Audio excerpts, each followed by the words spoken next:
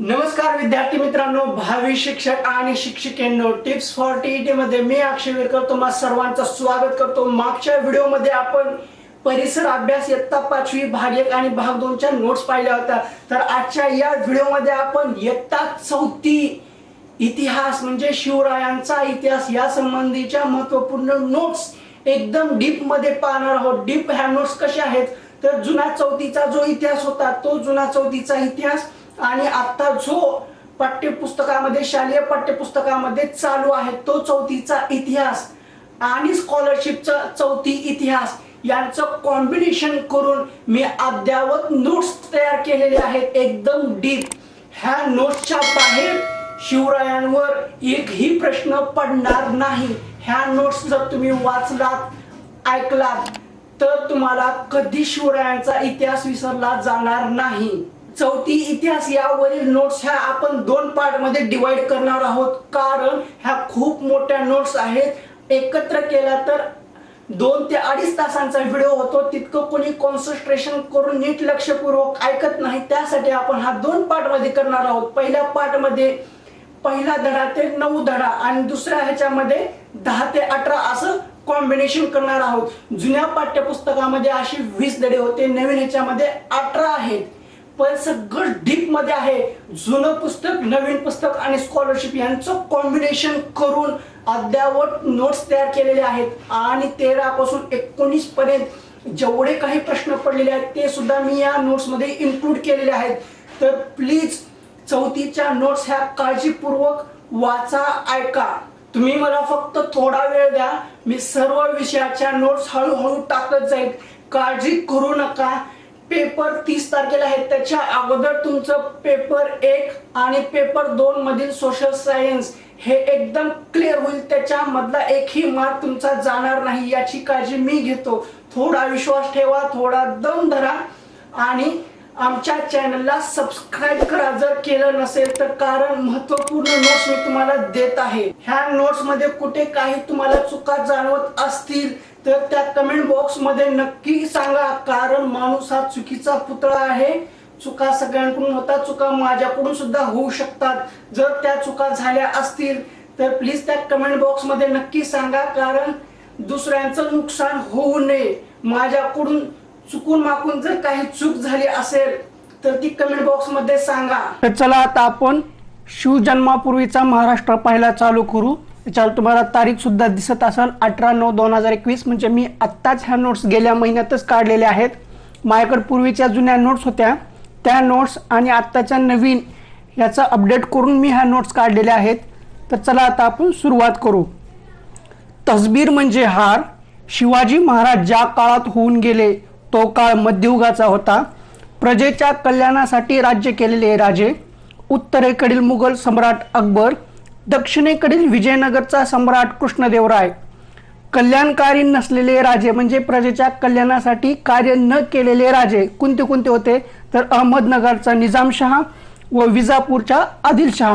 हे जोड्या लावा आणि चुक्की बरोबर मध्ये विचारलं जाऊ शकतं। प्रजेच्या कल्याणासाठी राज्य केलेले राजे कोणते आहेत? उत्तरेकडील मुघल सम्राट अकबर, दक्षिणेकडील विजयनगरचा सम्राट कृष्णदेवराय आणि कल्याणकारी नसलेले राजे अहमदनगरचा निजामशहा, विजापूरचा आदिलशहा। महाराष्ट्राचा बराचसा भाग अहमदनगरचा निजामशहा व विजापूरचा आदिलशहा या 2 सुलतानांनी वाटून घेतला।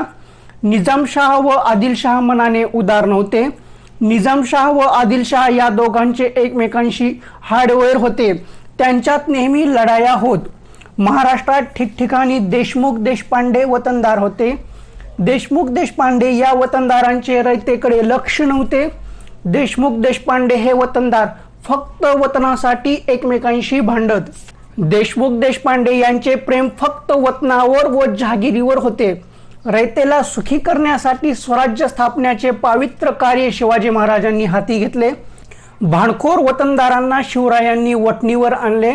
स्वराज्याच्या कामी भांडखोर वतनदारांना वटणीवर आणून शिवरायांनी त्यांचा उपयोग करून घेतला। रयतेवर अन्याय करणाऱ्या सत्तांशी शिवाजी महाराजांनी झुंज दिली। संतांची कामगिरी हा टॉपिक खूप महत्त्वाचा आहे। या टॉपिकवर बऱ्याच वेळा प्रश्न विचारलेले आहेत, हे तुम्हाला आता टॉपिक वाचताना लक्षात येईल, कधी कधी विचारले होते। महाराष्ट्रात श्री चक्रधर, संत नामदेव, संत ज्ञानेश्वर, संत चोखामेळा या संतांपासून सुरू झालेली संत परंपरा विविध स्तरांमधून पुढे चालत गेली. आता इतर संत मंडळी कुठल्या कुठल्या आहेत? संत गोरोबा, संत सावता, संत नरहरी, संत एकनाथ, संत शेख मोहम्मद, संत तुकाराम, संत निळोबा, संत जनाबाई, संत सोयराबाई, संत निर्मळाबाई, संत मुक्ताबाई, संत कान्होपात्रा, संत बहिणाबाई शिरूरकर. आता आपण श्री चक्रधर स्वामी यांची माहिती पाहू. श्री चक्रधर स्वामी मूळचे गुजरातमधील एक राजपुत्र. श्री चक्रधर हे वैराग्य वृत्ती धारण करून महाराष्ट्रात आले. श्री चक्रधर स्वामी महाराष्ट्रात भ्रमण करत असता त्यांनी समतेचा उपदेश दिला. श्री चक्रधर स्वामी यांना स्त्री पुरुष जातीपाती भेदभाव मान्य नव्हता, त्यामुळे त्यांना अनेक स्त्री पुरुष अनुयायी मिळाले. श्री चक्रधर स्वामी यांनी स्थापन केलेल्या पंथास महानुभव पंथ असे म्हणतात. श्री चक्रधर स्वामींच्या आठवणींचा संग्रह म्हणजे लीळा चरित्र हा ग्रंथ होय. हा परीक्षेत आला होता. संत नामदेव. संत नामदेव विठ्ठलाचे निस्सीम भक्त होते. संत नामदेव नरसीगावचे राहणारे होते. हा प्रश्न 2017ला परीक्षेमध्ये पडला होता. संत नामदेवांनी अनेक अभंग रचले, कीर्तने केली व जनतेत जागृती निर्माण केली. अभंग कीर्तने रचून जनतेत जागृती निर्माण करण्याचे काम संत नामदेवांनी केले. संत नामदेवांनी भागवत धर्माच्या प्रसारासाठी महाराष्ट्रभर संचार केला. संत नामदेवांनी लोकांना गाढ भक्तीची शिकवण दिली. संत नामदेवांनी धर्मरक्षणाचा व भक्ती मार्गाचा खंबीर निर्धार लोकांच्या मनात निर्माण केला. संत नामदेवांनी पुढे भारतभर प्रवास करून मानव धर्माचा संदेश पोहोचवला. संत नामदेव पंजाबात गेले. संत नामदेवांनी पंजाबातील लोकांना समतेचा संदेश दिला. संत नामदेवांनी हिंदी भाषेत पदे लिहिली. संत नामदेवांची काही पदे आजही शीख लोकांच्या गुरु ग्रंथ साहिब या धर्मग्रंथात समाविष्ट आहेत. महाराष्ट्रात तर संत नामदेवांची अभंग घराघरातून मोठ्या भक्तीने गायली जातात. संत ज्ञानेश्वर. संत ज्ञानेश्वर नामदेवांपेक्षा 5 वर्षांनी लहान होते. संत ज्ञानेश्वर आपेगावचे राहणारे होते. संत ज्ञानेश्वरांचा जन्म सन 1275 मध्ये झाला. बंधू निवृत्तीनाथ, सोपानदेव, बहीण मुक्ताबाई. ज्ञानेश्वरांनी लोकांना कळकळीचा उपदेश केला. कळकळीचा उपदेश कुठला होता? ईश्वरावर श्रद्धा ठेवा, सगळ्यांशी समतेने वागा, दुःखी माणसांना मदत करा, त्यांचे दुःख नाहीसे करा. संत ज्ञानेश्वरांचा उपदेश गेली 700 वर्ष महाराष्ट्राच्या कानाकोपऱ्यात एकसारखा घुमत आहे. संत ज्ञानेश्वरांच्या काळात धर्माचे ज्ञान संस्कृत ग्रंथामध्ये बंदिस्त झाले होते. संत ज्ञानेश्वरांच्या काळात सर्वसामान्य लोकांची बोलण्याची व व्यवहाराची भाषा मात्र मराठी होती. संत ज्ञानेश्वरांनी मराठी भाषेतून ज्ञानेश्वरी हा फार मोठा ग्रंथ लिहिला. संत ज्ञानेश्वरांनी धर्माच्या ज्ञानाचे भांडार लोकांना खुले करून दिले. संत ज्ञानेश्वरांनी लोकांना बंधुभावाची शिकवण दिली. संत ज्ञानेश्वरांनी तरुण वयात पुण्याजवळ आळंदी येथे जिवंत समाधी घेतली. संत एकनाथ. संत नामदेव व संत ज्ञानेश्वर यांच्या कार्याची परंपरा संत एकनाथांनी पुढे चालवली. संत एकनाथ पैठणचे राहणारे होते. संत एकनाथांनी भक्ती मार्गाचा प्रसार केला. संत एकनाथांनी अनेक ओव्या, अभंग, भारुडे लिहिले. हा प्रश्न 2014ला आला होता. संत एकनाथांचा उपदेश. कोणताही उच्च नीच भेदभाव मानू नका असा उपदेश संत एकनाथांनी केला. भक्तीचा मोठेपणा संत एकनाथांनी लोकांना पटवला. संत एकनाथांनी गोरगरिबांना, मागासलेल्या लोकांना जवळ केले. मुक्या प्राण्यांवर देखील संत एकनाथांनी दया केली. उपदेश. प्राणी मात्रांवर दया करा असा लोकांनाही उपदेश केले. संत एकनाथ जसे बोले तसे वागत. संत एकनाथ एके दिवशी गोदावरी नदीवर स्नानाला निघाले. गोदावरी नदीवर तापलेल्या वाळवंटात कोणत्या संताला लहान लेकराचा रडण्याचा आवाज आला? तर त्याचं उत्तर आहे संत एकनाथ. हे स्कॉलरशिप मधील आहे. संत तुकाराम. शिवाजी महाराजांच्या काळात तुकाराम व रामदास हे संत होऊन गेले. संत तुकाराम हे पुण्याजवळील देहू गावचे राहणारे. संत तुकारामच्या घरी शेती भाती होती. त्यांचे किराणा मालाचे दुकानही होते.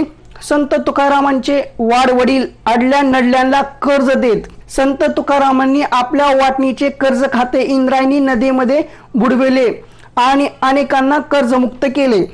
संत तुकाराम डोंगरावर जाऊन विठ्ठलाचे भजन करत. हा विचारला जाऊ शकतो की संत तुकाराम कोठे जाऊन विठ्ठलाचे भजन करत.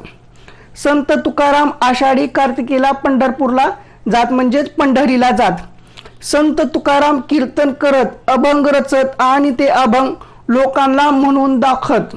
काय संत तुकाराम कीर्तन करत अभंग रचत आणि अभंग लोकांना म्हणून दाखवत. भारुडे विचारलं तर संत एकनाथ. आणि जर कीर्तन अभंग असं नुसतं विचारलं तर संत तुकाराम. शिवराय सुद्धा संत तुकारामांच्या कीर्तनाला जात असत. संत तुकारामांची शिकवण. संत तुकाराम लोकांना दया क्षमा शांती यांची शिकवण देत. उपदेश. संत तुकाराम समतेचा उपदेश करत. समर्थ रामदास. समर्थ रामदासांची गर्जना जय जय रघुवीर समर्थ. समर्थ रामदास हे शिवकाळातील संत आहेत. समर्थ रामदासांचा जन्म मराठवाड्यात गोदावरीच्या काठी जांब या गावी रामनवमीच्या दिवशी झाला. रामदासांचे मूळ नाव नारायण, पण ते स्वतःला रामाचा दास म्हणू लागले. दासबोध या ग्रंथातून त्यांनी लोकांना मोलाचा उपदेश केला. समर्थ रामदासांनी मनाच्या श्लोकातून लोकांना सद्विचार व सद्वर्तन यांची शिकवण दिली. बालसंगोपनासाठी समर्थ रामदासांनी ठिकठिकाणी हनुमानाची मंदिरे उभारली. लोकांना शक्तीची उपासना करण्यास समर्थ रामदासांनी शिकवले, म्हणून हनुमानाची मंदिरे उभारली. समर्थ रामदासांचा संदेश. जो जो करील त्यांचे, हा संदेश समर्थ रामदासांनी लोकांना दिला. समर्थ रामदासांनी लोकांना संघटना करण्याची व अन्यायाविरुद्ध प्रतिकार करण्याची स्फूर्ती दिली. संतांच्या कामगिरीचा शिवरायांनी स्वराज्य स्थापनेसाठी उपयोग करून घेतला. साधू संतांच्या कार्यामुळे लोक जागृती झाली. धर्माबद्दल आदर वाढला. संत नामदेव शिंपी समाजातील होते. मराठा सरदार भोसल्यांचे कर्तबगार घराणे. धाडसी मराठा जवान घोड्यांवर मान घालून सरदारांच्या फौजेत दाखल होत. मराठे सरदार फौजबंद असत. कोणताही फौजबंद सरदार सुलतानाकडे गेला की सुलतान त्याला आपल्या चाकरीस ठेवी, त्याला सरदारकी देई, कधी कधी जहागीरही देई. जहागीर मिळालेले सरदार स्वतःला आपल्या जहागिरीचे राजे समजत. विजापूर व अहमदनगर येथील सुलतानांच्या पदरी अनेक मोठमोठे मराठे सरदार होते. विजापूरचा आदिलशाह व अहमदनगरचा निजामशाह यांच्याकडे असलेले मराठे सरदार. सिंदखेडचे जाधव, पलटणचे निंबाळकर, मुधोळचे घोरपडे, जावळीचे मोरे, वेरूळचे भोसले. हे चुक्की बरोबर किंवा जोड्या लावामध्ये विचारलं जाऊ शकतं. सिंदखेडचे जाधव हे देवगिरीच्या यादवांचे वंशज. शिवरायांच्या मातोश्री जिजाबाई या सिंदखेडच्या लखुजी जाधवांच्या कन्या होत. मराठे सरदारांनी महाराष्ट्रात शौर्य जिवंत ठेवले. महाराष्ट्रातील शूर घराण्यांपैकी वेरूळचे भोसले घराणे मोठे पराक्रमी निघाले. वेरूळच्या लेण्याजवळील घृष्णेश्वरांचे सुंदर मंदिर मोडकळीस आले होते. वेरूळच्या लेण्याजवळील घृष्णेश्वरातील मंदिरातील पुजारी ही मंदिर सोडून निघून गेला होता. घृष्णेश्वराच्या मंदिराची अवकळा पाहून लोकांना हळहळ वाटे. वेरूळ गावचे पाटील मालोजी राजे हे थोर शिवभक्त होते. मालोजी राजे विठोजी राजे यांचे धाकटे भाऊ होत. वेरूळच्या बाबाजी राजांची मुले. हे वंशावळ आहे, तुम्ही पाऊस करून रीड करा. वेरूळ गावची पाटीलकी बाबाजी राजे भोसल्यांकडे होती. मालोजी राजे व विठोजी राजे मोठे कर्तबगार होते. निजामशाहीवर उत्तरेच्या मुघल बादशाहाने स्वारी केली. निजामशाहीवर उत्तरेच्या मुघल बादशाहाने स्वारी केली त्यावेळी दौलताबाद ही निजामशाहीची राजधानी होती. निजामशाहीची राजधानी दौलताबाद येथे मलिक अंबर नावाचा वजीर होता. मलिक अंबर मोठा कर्तबगार व हुशार होता. मलिक अंबर हा निजामशाहीतील वजीर होता. मलिक अंबरने दौलताबाद जवळील वेरूळच्या भोसले बंधूंची कर्तबगारी पाहिली होती. मलिक अंबरने निजामशाह जवळील भोसले बंधूंच्या कर्तबगारीची वखाणी केली. निजामशाहने मालोजी राजांना पुणे व सुपे परगण्यांची जहागीर दिली. उमाबाई ही मालोजी राजांची पत्नी. उमाबाई मालोजी राजांना 2 मुलगे होते, शहाजी आणि शरीफजी. 8 वर्षांचा असताना मालोजी राजे इंदापूरच्या लढाईत मारले गेले. विठोजी राजेंनी आपल्या पुतण्यांचा आणि जहागिरीचा सांभाळ केला. विठोजी राजेंनी शहाजीसाठी लखुजीराव जाधवांच्या मुलीची मागणी घातली. जाधवांची लेक जिजाबाई मोठी सुलक्षणी होती. लखुजी राजे म्हणजे निजामशाहीतील एक शूर व पराक्रमी सरदार होते. लखुजी राजे मोठा फौजफाटा बाळगून होते. निजामशहाच्या दरबारात लखुजी राजेंची मोठी प्रतिष्ठा होती. आता शहाजी राजांबद्दल माहिती आहे ती पाहू. निजामशहाने मालोजी राजांची जहागीर शहाजी राजांना दिली. शहाजी राजांचा निजामशाही दरबारात मोठा मान होता. मुघल बादशाहाने ती निजामशाही शहाजी सेवेत असलेली जिंकण्याचा बेत केला. मुघल बादशाहाने निजामशाही जिंकण्याचा बेत केला त्यावेळेस विजापूरचा आदिलशहा मिळाला. मुघल बादशहा निजामशाही वाचवण्यासाठी मलिक अंबर व शहाजी राजे निकराने लढले. मलिक अंबर व शहाजी राजांनी दोन्ही फौजांचा म्हणजे कुठल्या फौजा विजापूरचा आदिलशाह व मुघल बादशाह यांचा पराभव केला. अहमदनगर जवळील भातवडी येथे ही प्रसिद्ध लढाई झाली. लढाई कोणाकोणात होती? निजामशाही, आदिलशाही व मुघल बादशाह. अहमदनगर जवळील भातवडी येथील प्रसिद्ध लढाईत शरीफजी मारले गेले. ही लढाई जिंकल्यास शहाजींची दरबारात प्रतिष्ठा वाढली. मलिक अंबरला शहाजींबद्दल असूया वाटू लागली म्हणून त्यांच्यात वितुष्ट निर्माण झाले. हे महत्वाचं आहे. शहाजी राजांनी निजामशाही सोडली आणि ते विजापूरच्या आदिलशाहीत जाऊन मिळाले. आता हा 2015, 2016, 2019 आणि 2018 सुद्धा प्रश्न आलेला आहे. आदिलशहाने शहाजी राजांना सर लष्कर हा किताब दिला कारण ते निजामशाही सोडून आदिलशाहीत आले. मलिक अंबरचा पुत्र फत्तेखान मोठा कारस्थानी होता. मलिक अंबरच्या मृत्यूनंतर त्याचा पुत्र फत्तेखान निजामशाहीत वजीर झाला. वजीर मलिक अंबरचा पुत्र फत्तेखान याच्या काळात निजामशाहीची उतरती कळा लागली. मुघलांच्या स्वारीचा धोका निर्माण झाला. त्यातून निजामशाही सावरण्यासाठी निजामशहाच्या आईने शहाजी राजांकडे परत येण्यासाठी साकडे घातले. तेव्हा शहाजी राजे विजापूरच्या आदिलशाही सोडून निजामशाहीत परत आले. कशामुळे? निजामशाहीच्या आईच्या विनवणीमुळे. आता हे जोड्या लावा, चुक्की बरोबर मध्ये येऊ शकतं. मालोजी राजे, विठोजी राजे भाऊ, शहाजी राजे, लखुजी जाधव जावई कंसात पत्नीचे वडील, शहाजी राजे, शरीफजी भाऊ. आता हे इम्पॉर्टंट आहे, हे खूप लक्षपूर्वक वाचा, ऐका. ह्याच्यावर 2016, 18, 19 आणि 2013 सुद्धा प्रश्न पडलेले आहेत. याचं एकत्रीकरण मी इथं केलेलं आहे.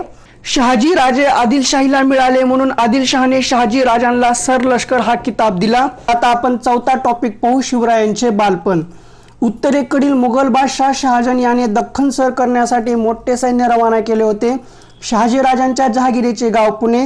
विजापूरच्या आदिलशहाने शहाजी राजांच्या जहागिरीचे गाव पुणे बेचिराग करून टाकले.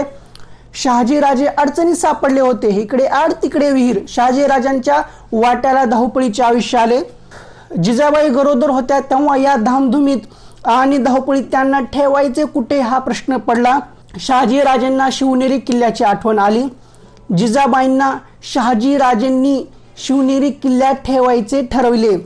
शिवनेरी हा पुणे जिल्ह्यातील जुन्नर जवळील किल्ला. शिवनेरीच्या चारी बाजूंना उंच उंच कडे, भक्कम तटबंदी आणि बळकट दरवाजे होते. शिवनेरी किल्ला मोठा मजबूत होता. विजयराज हे शिवनेरी किल्ल्याचे किल्लेदार होते. किल्ला आणि किल्लेदार असं विचारलं जाऊ शकतं. विजयराज हे शिवनेरी किल्ल्याचे किल्लेदार होते. विजयराज हे भोसल्यांच्या नात्यातलेच होते. जिजाबाईंच्या रक्षणाची जबाबदारी शिवनेरीचे किल्लेदार विजयराज यांनी स्वीकारली. तेव्हा शहाजी राजांनी जिजाबाईंना शिवनेरीवर ठेवले व ते मुघलांवर चालून गेले.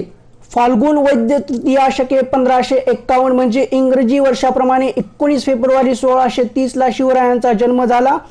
शिवनेरी किल्ल्यावर जन्म झाला म्हणून बाळाचे नाव शिवाजी ठेवले. शिवरायांच्या वयाची पहिली 6 वर्षे फार धावपळीची गेली. जिजाबाई सायंकाळी सांजवात लावत. जिजाबाई शिवरायांना रामाच्या आणि कृष्णाच्या, भीमाच्या आणि अभिमन्यूच्या गोष्टी सांगत. कधी नामदेवाचे, कधी ज्ञानेश्वराचे तर कधी एकनाथाचे अभंग म्हणून दाखवत. शिवरायांना शूरपुरुषांच्या गोष्टी आवडत.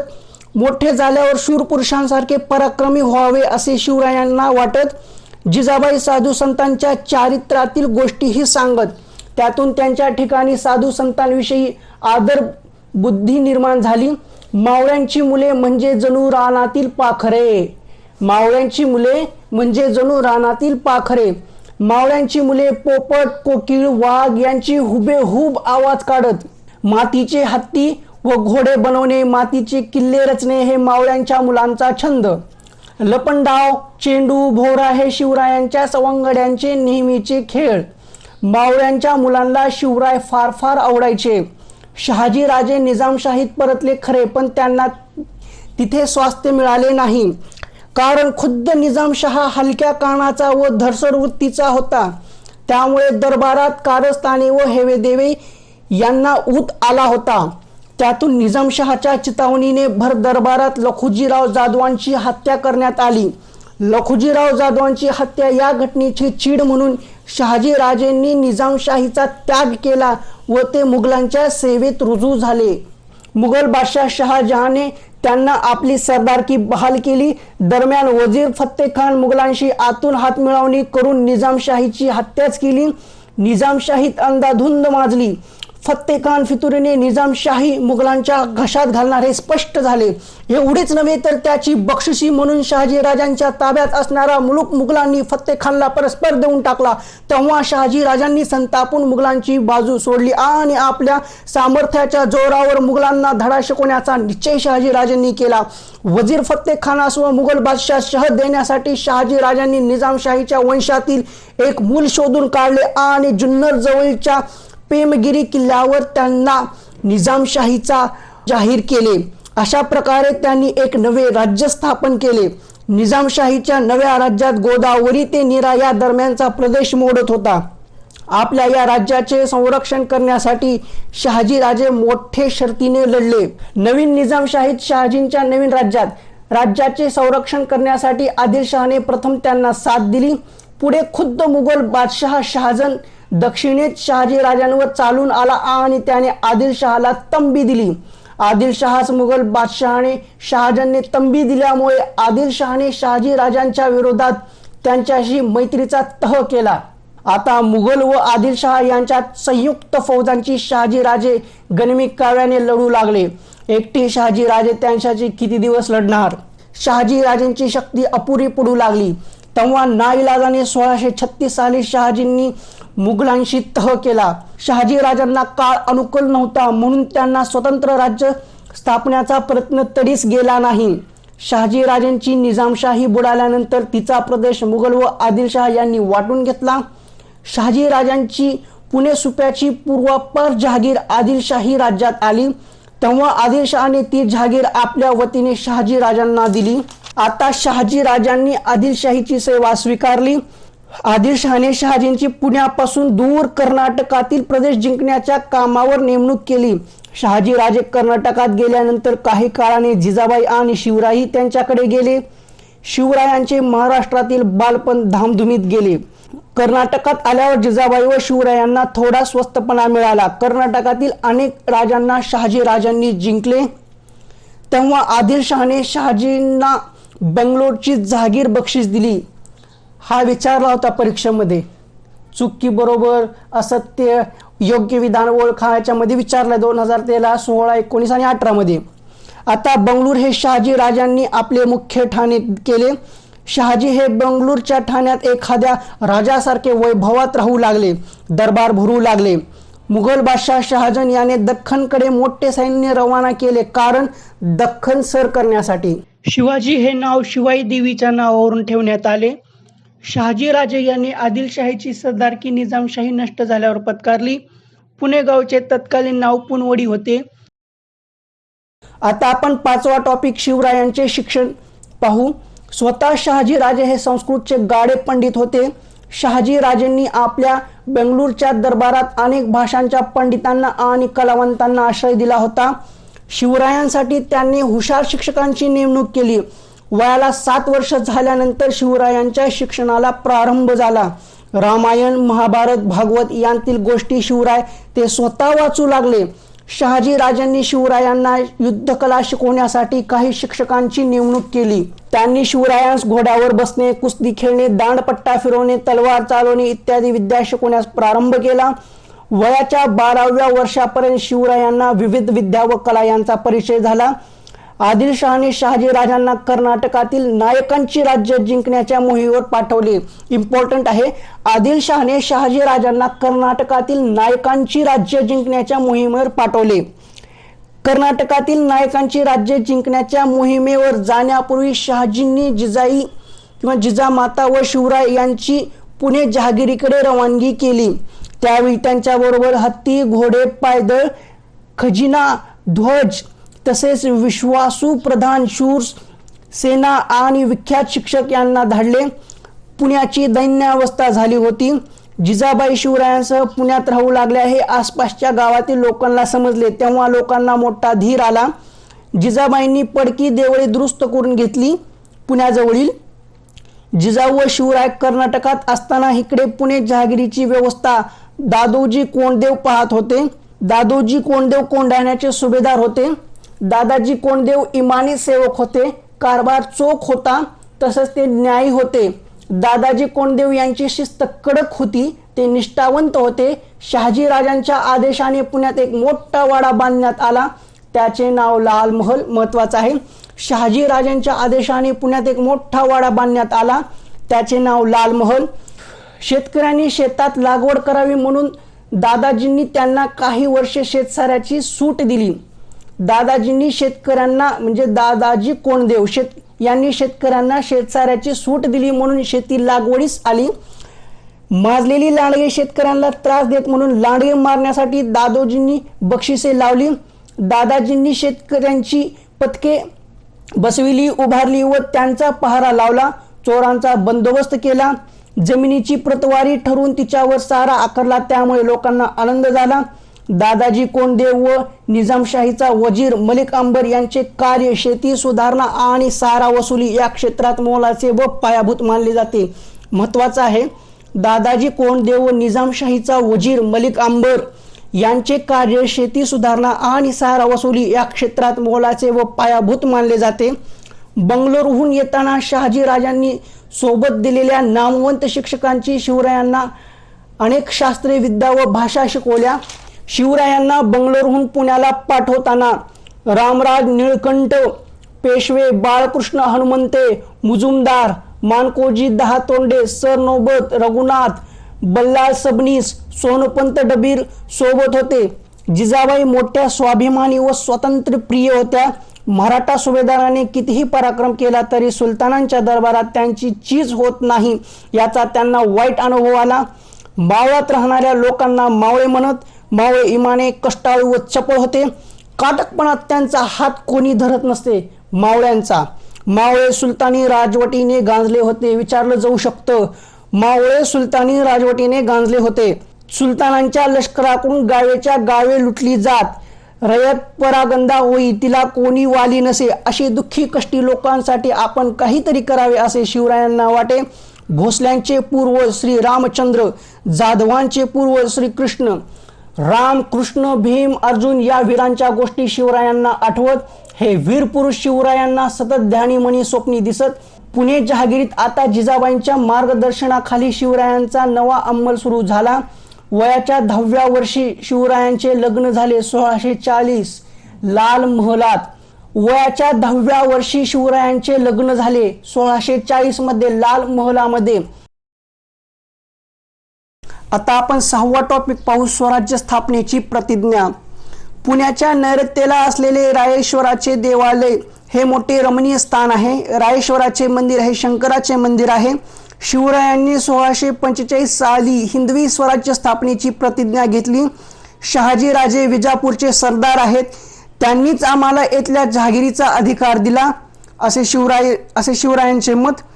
शिवराय व त्यांच्या मावळ्यांनी रायेश्वराला म्हणजे शंकराला साक्ष देऊन शपथ घेतली.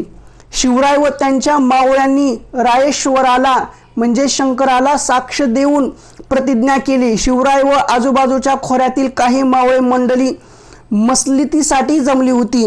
त्यावेळी दादाजी पंत पुणे जहागिरीचा चोख कारभार पाहत होते. 12 मावळां ठिकठिकाणी काही देशमुख मंडळी आपली वतने सांभाळत बसली होती. देशमुख मंडळींना आपल्या वतनाचा विलक्षण लोभ झाला. वतनासाठी ते आपापसात भांडत. या भांडणात मराठ्यांची शक्ती उगाच वाया जात हे शिवरायांनी ओळखले. त्यांना आळा घालण्याचे शिवरायांनी ठरवले. काही देशमुखांनी दांडगाई केली, त्यांनाही शिवरायांनी वठणीवर आणले. विजापूरच्या सैन्यासमोर शिवरायांचा निभाव लागणार नाही म्हणून दादाजी कोंडदेव यांना स्वराज्य स्थापनेबाबत भीती वाटत होती. मावळ खोऱ्यातील झुंजारराव मरळ, हैबतराव शिळमरकर, बाजी पासलकर हे शिवरायांना मानणारे वतनदार होते. विठोजी शितोळे, जोदू पायगुडे, बांदल हे शिवरायांना मानणारे देशमुख होते. शहाजीराजेंनी शिवरायांची स्वतंत्र राजमुद्रा केली. प्रतीपचंद्र लेखे व वरदू विष्णू विश्ववंदिता शहासुनो शिवशय्या मुद्रा भद्राय रजते. प्रतिपदेच्या चंद्राप्रमाणे वाढत जाणारी आणि साऱ्या विश्वाला वंद्य होणारी अशी शहाजीराजांचा पुत्र शिवाजीराजे यांची राजमुद्रा लोकाच्या कल्याणासाठी आहे. राजमुद्रा म्हणजे स्वराज्याच्या स्थापनेचा संकेत होता. त्या काळात राजमुद्रा बहुधा फारसी भाषेत कोरलेल्या असत, पण शिवरायांची राजमुद्रा ही संस्कृत भाषेत होती. राज्य हवे तशी स्वभाषा हवी, स्वधर्म हवा. शिवरायांनी आपला राज्यकारभार लोककल्याणासाठी सुरू केला आहे. आता आपण 7वा टॉपिक पाहू. स्वराज्याचे तोरण बांधले. दिल्लीचा मुघल बादशाह, विजापूरचा आदिलशाही सुलतान, गोव्याचा पोर्तुगीज, जंजिऱ्याचा सिद्दी, जोड्या लावा चुक्की बरोबर मध्ये येऊ शकतं. या 4 सत्ता त्यावेळी महाराष्ट्रावर हुकूमत गाजवत होत्या. शिवरायांकडे पुणे, सुपे, चाकण व इंदापूर या परगण्यांची जहागीर होती. शिवरायांच्या जहागिरीतील किल्ले विजापूर दरबारातील अधिकाऱ्यांच्या ताब्यात होते. डोंगरी किल्ला म्हणजे राज्याचा एक मुख्य आधार. एखादा भक्कम किल्ला लवकर हस्तगत केला पाहिजे असे शिवरायांनी मनाशी ठरविले. तोरणा किल्ला शिवरायांच्या डोळ्यापुढे होता. पुण्याच्या नैऋत्येस 64 किलोमीटरवर कानद खोऱ्यात तोरणा किल्ला होता. डोंगरी किल्ल्यात तोरणा किल्ला मोठा बाका. तोरणा किल्ल्यावर 2 भक्कम माच्या होत्या, एक झुंजार माची आणि दुसरी बुदला माची. माची म्हणजे किल्ल्याच्या चढणीवर नैसर्गिकरित्या सपाट झालेली भागाची तटबंदी. झुंजार माची नावाप्रमाणे झुंजार आहे, लढाऊ आहे. महाराष्ट्रात बळकट किल्ल्यात तोरणा किल्ला गणला जातो. किल्ल्यावरून खाली उतरण्यासाठी एकच वाट आहे, ती वाट आहे झुंजार माचीवरून. ही वाट अतिशय अवघड. या वाटेवरून चालताना तोल गेला तरी चालणारा खाली दरीत कोसळून पडणार. तोरणा किल्ल्यावर तोरणजाई देवीचे देऊळ आहे. तोरणा किल्ल्यावर तोरणजाई देवीचे देऊळ आहे. तोरणजाई देवीच्या नावावरून या किल्ल्याला तोरणा हे नाव पडले. तोरणा एवढा प्रचंड किल्ला, पण आदिलशहाचे या किल्ल्याकडे फारसे लक्ष नव्हते. तोरणा किल्ल्यावर पुरेसे पहारेकरी नव्हते, दारुगोळा नव्हता. शिवरायांनी हे हेरले. तोरणा जिंकून स्वराज्याचे तोरण बांधायचे हे शिवरायांनी ठरविले. निवडक मावळ्यांच्या तुकड्या घेऊन शिवराय कानद खोऱ्यात उतरले. साऱ्या मावळ्यांसह ते सिंहाच्या छातीने व हरणाच्या वेगाने झपझप तोरणात चढून गेले. मावळ्यांनी भराभर तोरणा किल्ल्यातील मोक्याच्या जागा ताब्यात घेतल्या. तानाजी मालुसरे या वीराने दरवाजावर मराठ्यांचे निशाण उभारले. येसाजी कंक हा शिवरायांचा विश्वासू आणि निष्ठावंत सहकारी, याने चौकीवर पहारे बसविले. किल्ला ताब्यात घेतला. शिवरायांनी तोरणा किल्ल्याला प्रचंडगड असे नाव दिले. किल्ल्याचे बदललेले नाव याच्यामध्ये प्रश्न विचारलेला होता, विचारू शकतो, विचारला जाईल. शिवरायांनी तोरणा किल्ल्यावर प्रचंडगड असे नाव दिले. शिवरायांनी तोरणा किल्ल्याला प्रचंडगड असे नाव दिले होते. परीक्षेमध्ये पडलेला किल्ला आणि किल्ल्याचे बदललेले नाव जोड्या लावामध्ये चुक्की बरोबर मध्ये सुद्धा विचारलं जातं. तोरणा किल्ल्यावरून शिवरायांचा कारभार चालू झाला. तोरणा किल्ल्यावर मराठा किल्लेदार, ब्राह्मण, सबनीस, प्रभू, कारखानीस इत्यादी अधिकाऱ्यांच्या नेमणुका केल्या. किल्ल्यावरील नेमणुका, तोरणा किल्ल्यावरील नेमणुका: किल्लेदार मराठा, सबनीस ब्राह्मण, कारखानीस प्रभू. शिवबंदित मावळे, कोळी, रामोशी, महार इत्यादी जाती जमातींतील शूर माणसे नेमली. स्वराज्याच्या सैन्यात जातीभेद, वर्णभेद असा कोणताही भेदभाव नव्हता. तोरणा किल्ल्याची दुरुस्ती चालू असताना मोहरांनी गच्च भरलेल्या 4 घागरी सापडल्या. कामकऱ्यांनी मोठ्या आनंदाने धनाच्या घागरी शिवरायांजवळ आणून दिल्या. स्वराज्याच्या कार्यासाठी एवढे धन एकाकी सापडले म्हणून शिवरायांना हुरूप आला. आपल्या कार्याला आई भवानीचेच आशीर्वाद आहे असे शिवरायांना वाटले. तोरणा किल्ल्यात सापडलेल्या धनातून शिवरायांनी शस्त्रे विकत घेतली, दारुगोळा जमा केला. उरलेल्या धनातून शिवरायांनी एक बेत सिद्धीस नेण्याचा ठरविले. तो बेत असा: तोरणापासून 15 किलोमीटरवर पूर्वेला मुरुंबा देवीचा डोंगर आहे. मुरुंबा देवीचा डोंगर शिवरायांनी हेरून ठेवला होता. मुरुंबा देवीचा डोंगर खूप उंच, अवघड आणि मोक्याचा होता. आदिलशहाने मुरुंबा देवीच्या डोंगरावर एक किल्ला अर्धवट बांधून ठेवला होता. मुरुंबा देवीच्या डोंगरावर अर्धवट बांधलेल्या किल्ल्यावर पहारा दिलाच होता. तेव्हा स्वराज्याच्या राजधानीसाठी मुरुंबा देवाच्या डोंगरावरील किल्ला ताब्यात घ्यायचा असे शिवरायांना वाटले. तोरणावर सापडलेले काही धन मुरुंबा देवीच्या डागडुगीसाठी खर्च झाले. शिवरायांनी मुरुंबा देवीच्या डोंगरी अर्धवट बांधलेल्या किल्ल्याला राजगड असे नाव दिले. राजगड ही स्वराज्याची पहिली राजधानी समजली जाते. राजगड गडावर पाटरट वटांनी दगड घडविले. लोहाराने भाता फुंकला. सुतार, गवंडी, मजूर, भिस्ती अशी सारी माणसे कामाला लागली. राजवाडा, 12 महाल, 18 कारखाने आणि राजगादी तयार झाली. 12 मावळांतील किल्ल्यामागून किल्ले शिवरायांनी ताब्यात घेतले. गावोगावचे पाटील देशमुख शिवरायांना मुजऱ्यासाठी येऊ लागले. शिरवळच्या आदिलशाही ठाणेदाराकडे शिवरायांविरुद्ध तक्रारी गेल्या. ठाणेदाराने विजापूरला सांडीस्वार पाठवून शिवरायांच्या या घोडदौडीची हकीकत आदिलशहाच्या कानी घातली. आदिलशहा चकित झाला. त्याने शहाजींना जाब विचारला. शहाजींवर मोठा पेच पडला. त्यांनी निभावून घेतला. जहागिरीचे रक्षण करण्यासाठी स्वतःकडे एकही किल्ला नाही म्हणून शिवाजी राजांनी किल्ला घेतला असावा असे शहाजींनी आदिलशहाला सांगितले. शिवरायांनीही आदिलशहाकडे जासूद पाठविला. जहागिरीचा कारभार व्यवस्थित चालावा म्हणून आम्ही किल्ला घेतला, आदिलशहाच्या हितासाठी घेतला, या दुसरा काहीही हेतू नाही असे धूर्तपणाचे उत्तर शिवरायांनी पाठविले. कोंढाणा आणि पुरंदर हे 2 किल्लेही मोक्याचे होते. शिवरायांनी तोही युक्तीने काबीज केले. त्यानंतर रोहिडा ताब्यात घेतला. तर 8वा चॅप्टर स्वकीय शत्रूंचा बंदोबस्त. खंडोजी आणि बाजी घोरपडे हे सरदार आदिलशहाच्या चाकरीत होते. आदिलशहाने त्यांना म्हणजे खंडोजी आणि बाजी घोरपडे यांना शिवरायांच्या विरुद्ध चितावले. कोंढाणा भागात आदिलशहाच्या चितावणीने खंडोजी आणि बाजी घोरपडेंनी धुमाकूळ माजवला. परंतु शिवरायांनी खंडोजी आणि बाजी घोरपडेंची डाळ शिजू दिली नाही. शिवरायांनी त्यांना पिटाळून लावले. पलटणचे बजाजी नाईक निंबाळकर हे तर शिवरायांचे मेहुणे. 2017ला पेपर 1 मध्ये हा प्रश्न विचारला गेला होता. बजाजी नाईक निंबाळकर शिवरायांचे मेहुणे. शिवरायांना त्यांच्या विरोधात जाऊनही लढाया कराव्या लागल्या.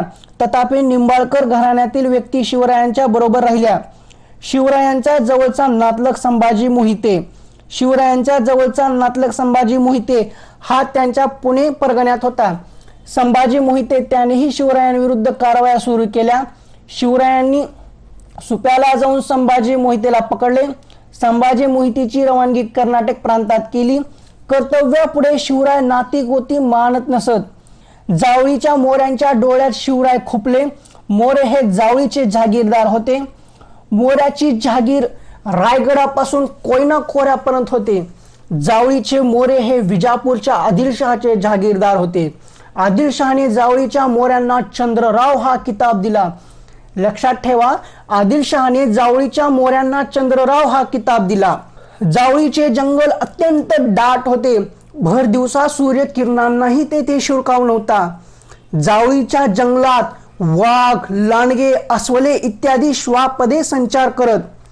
मोऱ्याची जावळी जणू वाघाचीच जावळी होती. हे सारखं म्हटलं जातं, मोऱ्याची जावळी जणू वाघाचीच जावळी. त्यामुळे मोऱ्यांच्या वाट्याला कोणी जात नसे. पण ती हिम्मत केली शिवरायांनी. कारण दौलतराव मोरे 1645 साली मरण पावला. शिवरायांनी यशवंतराव मोरे याला मदत केली. शिवरायांच्या मदतीनेच यशवंतराव जावळीच्या गादीवर चंद्रराव म्हणून बसला. त्यावेळी यशवंतरावने शिवरायांना खंडणी देण्याचे कबूल केले, त्याच्या कार्यात मदत करण्याचेही कबूल केले. पण गादीवर बसल्यावर मात्र यशवंतराव मोरे सारे विसरला. सत्ता आल्यावर कोणीही तसंच करतं. खुर्ची भेटली की सगळंच जातं.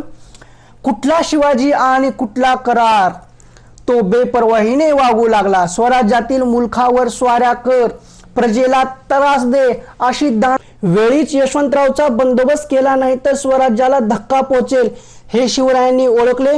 प्रथम शिवरायांनी यशवंतराव मोरे याला एक खरमरीचे पत्र धाडले. तुम्ही राजे म्हणविता राजे आम्ही, आम्हा श्री शंभूने राज्य दिले तर तुम्ही राजे न म्हणून. यशवंतराव मोऱ्यांनी उद्धटपणे उत्तर लिहिले, तुम्ही काल राजे झाला, तुम्हास राज्य कोणी दिले. येता जावळी जाता गोवली, आम्हा श्रींच्या कृपेने आदिलशहाने राजे हा किताब छत्र चामर सिंहासन मेहरबान होऊन दिले. येथे उपाय करा तर अपाय होईल. शिवरायांनी उलट टोला दिला. जावळी खाली करून राजे न म्हणून छत्र चामर दूर करून हात रुमाले बांधून भेटीस येऊन हुजुराची चाकरी करणे इतकी यावर बंडखोरी केली या मारले जाल. रायरीचा किल्ला अजिंक्यच होता. मोरे मंडळी ही पुष्कळ होती. भरपूर तयारी करून शिवरायांनी जावळीवर स्वारी केली. सुमारे महिनाभर यशवंतरावांनी झुंज दिली. अखेरीस यशवंतराव आपल्या मुलांना घेऊन रायरीवर पळाला. शिवरायांनी जावळी घेतली. नंतर शिवराय रायरीवर चालून गेले. शिवरायांनी रायरीच्या किल्ल्यावर भक्कम वेढा दिला. शिवरायांनी रायरीच्या किल्ल्यावर भक्कम वेढा दिला. यशवंतराव रायरीवर शिवरायांशी 3 महिने निकराने लढला पण अखेरीस त्याला माघार घ्यावी लागली. जावळीच्या विजयामुळे शिवरायांचे स्वराज्य पूर्वीपेक्षा दुप्पट झाले. यशवंतरावचे सैन्यही शिवरायांना येऊन मिळाले. रायरीचा प्रचंड किल्ला स्वराज्यात आला. रायरीचा प्रचंड किल्ला स्वराज्यात आलेला पाहून शिवरायांना धन्य वाटले. शिवरायांनी रायरी किल्ल्याचे नाव रायगड ठेवले.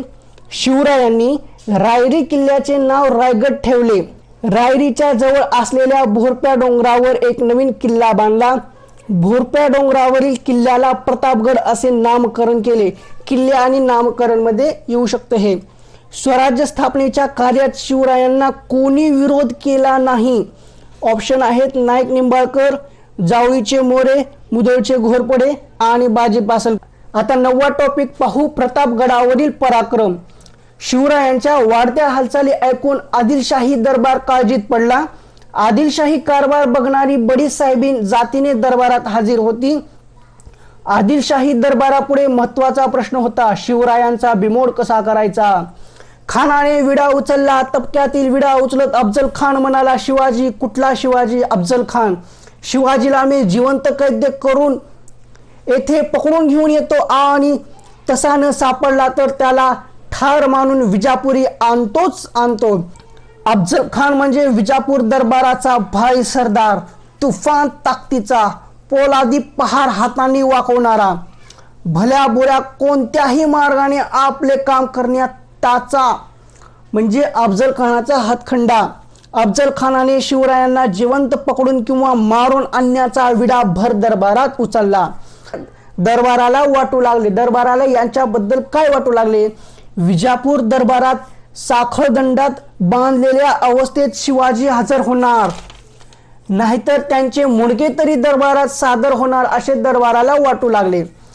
अफजल खान मोठ्या आयटीने थाटामाटाने विजापुरातून बाहेर पडला. अफजल खानाने आपल्या बरोबर प्रचंड फौज व लढाईचे सामान घेतले. अफजल खान 12 वर्ष वाईचा सुभेदार होता. हे परीक्षेमध्ये येऊन गेलेले आहे. अफजल खान 12 वर्ष वाईचा सुभेदार होता. अफजल खान 12 वर्ष वाईचा सुभेदार असल्यामुळे त्याला त्या मुलखाची चांगलीच माहिती होती. मोठ्या घमंडीने अफजल खान महाराष्ट्राची वाट चालू लागला. शिवराय त्यावेळी राजगडावर होते. त्यांना अफजल खान चालून येत आहे ही बातमी कळाली. जिजामातेशी सल्ला मसलत करून त्यांचा आशीर्वाद घेऊन राजगडावरून शिवराय निघाले आणि त्यांनी प्रतापगडावर कूच केली. शिवराय प्रतापगडावर गेले ही बातमी अफजल खानाला कळताच तो चिडला. अफजल खानाला माहिती होते प्रतापगडावरून चालून जाणे सोपे नाही, कारण तो किल्ला होता डोंगरात. प्रतापगड किल्ला डोंगरात होता. भोवताली घनदाट जंगल होते. वाटेत उंच उंच डोंगर होते. प्रतापगडावर फौजेला जायला चांगली वाट नव्हती. प्रतापगडावर तोफा चढवायला मार्ग नव्हता. शिवाय जंगली जनावरांचा तर भयंकर सुळसुळाट होता. शिवरायांनी प्रतापगडावरून उतरून खाली यावे म्हणून खानाने डावपेच खेळण्यास सुरुवात केली. अफजल खानाने तुळजापूर, पंढरपूर या देवस्थानांचा उपद्रव दिला. देवस्थानांना केलेला उपद्रव, रयतेला केलेला छळ हे ऐकून तरी शिवराय प्रतापगड सोडतील व बाहेर येतील असा खानाचा डाव होता. शिवरायांनी प्रतापगड सोडलाच नाही तेव्हा खानाने म्हणजेच अफजल खानाने दुसरा डाव टाकला. प्रेमळपणाचे सोंग घेऊन अफजल खानाने शिवरायांना निरोप पाठवला. तुम्ही माझ्या मुलासारखे मला भेटायला या, आमचे किल्ले परत द्या, तुम्हाला मी आदिलशहाकडून सरदारकी देवितो. खान म्हणजे अफजल खान आपल्याशी कपटी डाव खेळतोय हे शिवरायांनी झटकन ओळखले. खानालाच प्रतापगडाखाली खेचून आणण्याचा निर्धार शिवरायांनी केला. शिवरायांनी खानाला निरोप पाठविला. खान साहेब, मी तुमचे किल्ले घेतले, मी अपराधी आहे, मला क्षमा करा.